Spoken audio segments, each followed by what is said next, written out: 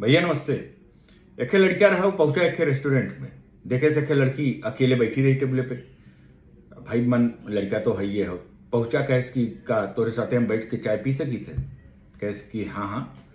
और जैसे बैठा भैया उछल के खड़ी है। कैस की मैं तुम्हारे साथ रात नहीं गुजार सकती हूँ। कैसे तुमने हिम्मत किया। अब लड़कुआ बेचारा एकदम मतलब शर्म से पानी पानी। सब जने ओकरे ओरी देखे लगे। बेचारे धीरे से उठा और जाके दूसरे टेबल पर बैठ के कुछ ऑर्डर करेला।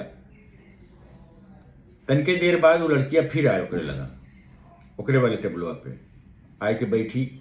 कैस की माफ करिए मैं शर्मिंदा हूँ और जो है मैं तो ह्यूमन स्टडी कर रही थी कि मतलब अगर बेइज्जती होती है तो आदमी को कैसा महसूस होता है। चुपचाप सुनत रहा। अचानक अब लड़कवा उछला। कहे था एक रात का 25,000 रुपया तो हम न दे पाए तो का। कैसे अब महसूस कैला खूब मन से। नमस्ते।